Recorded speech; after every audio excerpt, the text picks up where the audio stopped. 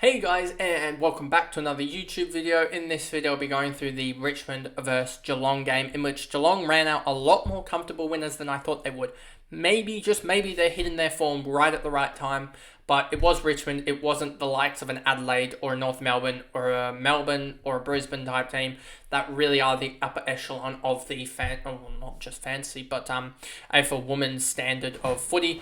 And so yeah, they did beat Richmond, who I think are at the moment, are they a top 8 side? They might be a top 8 side. I'll get back to that when I do get that up.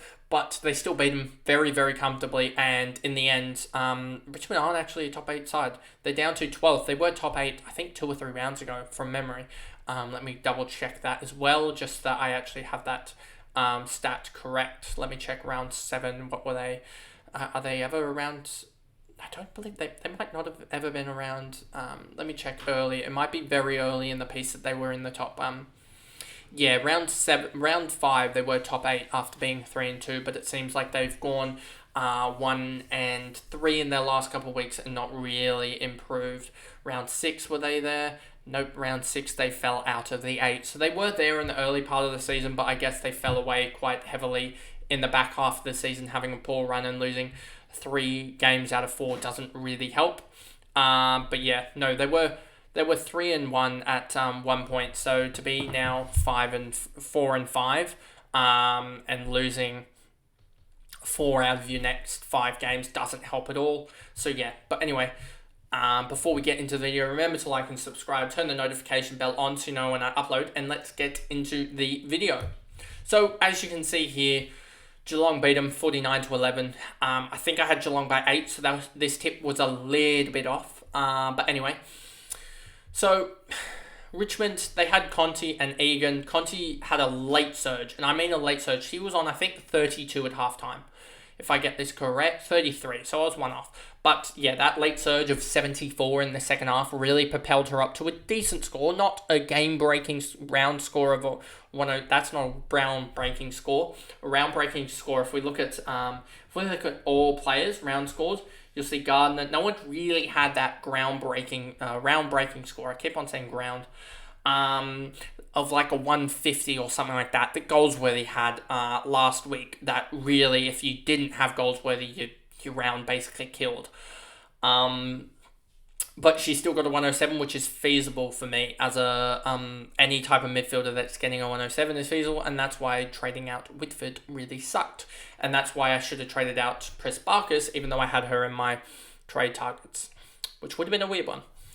But, yeah, so Conti 107, EGAN 109 did really well, just clean across the board and consistent, and that's what gets you the good scores, is having a low of 25 in a quarter, and I know she did for the last 3, but doing that really can get you up to a good score.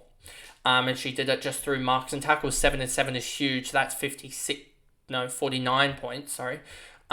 Take away the 2 there. 2 free kicks, and that gets you down to 43 of 109 fantasy points, is around about that 39 or 38%, which is a good percentile. And then Conti did most of her work possession-wise, as we know that, as she is a smaller body mid, so she gets a lot of handballs, hardball gets, etc.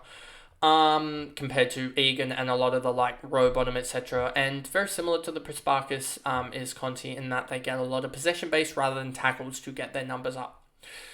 Lynch, 91, no one saw that. Don't think that's repeatable, so I'm going to give her a miss for the next round, as I don't know her role. But I mean, if she was somehow the next big if she was in the midfield, then that's sort of a shock.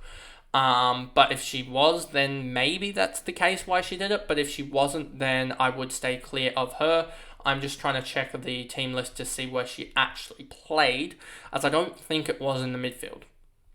But I will just double check for you guys. Where is she? Hoskin was in the midfield. She was on the wing, so depending on her midfield numbers, we'll see. But I don't think she had terribly good midfield numbers.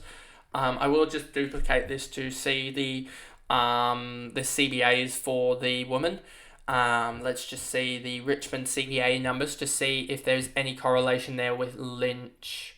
And I don't see Lynch even on the board here, so I'm going to say that is just outlier there, and I don't think that Lynch will repeat that. Sheeran 88, I know a lot of people had her traded out, and I probably should have gone for Sheeran as well as, if I could have, Sheeran, Swanson, and Kelly were the best options for me this week.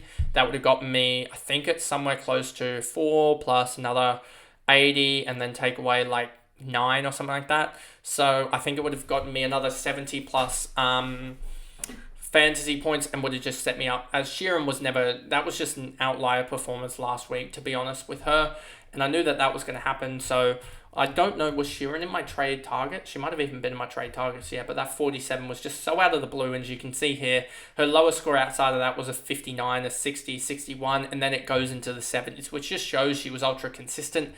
And she was one of the best defenders, sorry.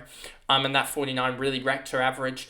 47, sorry, that wrecked her average. And if you take that out, then she was just a lot better of a defender to have. I think she was up there with Stannard and Thomas as the top. That was sort of, and Carney, top 4 defenders right there.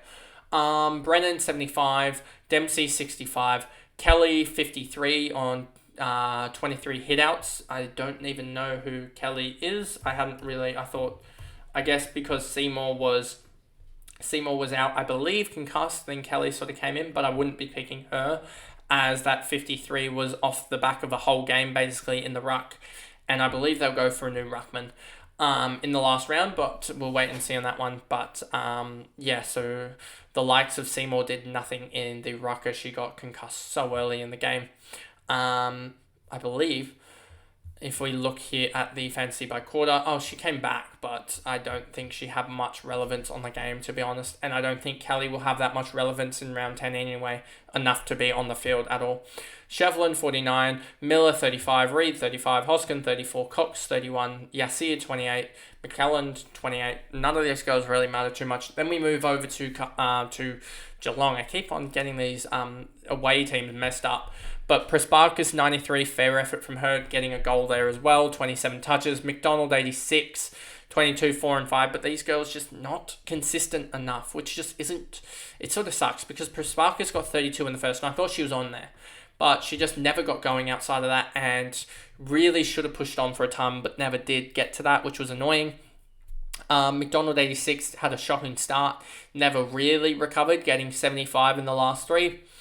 Parry, 79, as a forward was alright. 7 marks did definitely help. Garing, 68 for the 8 tackles did help as well, and getting the goal did help. Friswell, 55. Darby, 51. I don't know how they've gotten to 1,007. That must just mean because they've got so many in the 40s here compared to Richmond having 30 pointers here.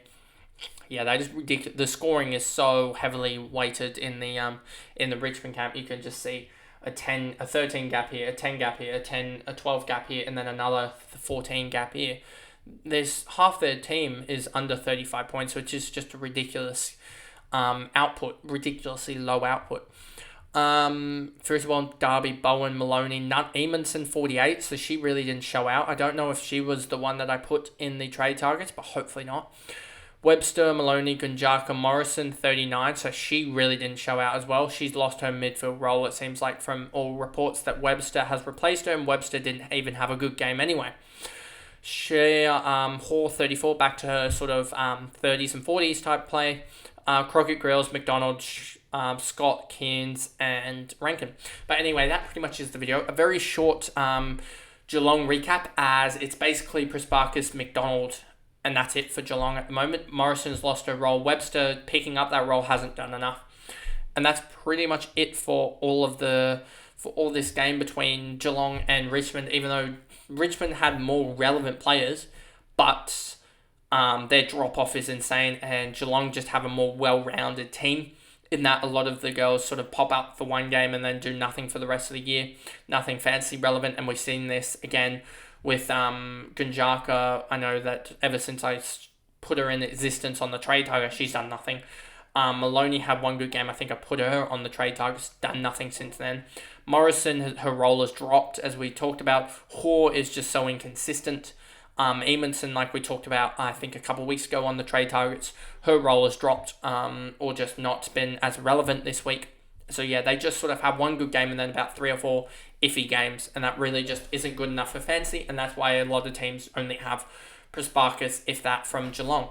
But anyway, that is the video, and I'll see you guys in tomorrow's recaps, which will be the Sydney Collingwood game, which was a huge. All these 3 games were huge games in terms of ranking for tipping, but also just really good games to watch anyway. So that's the video, and I'll see you guys in the next one. Bye, guys.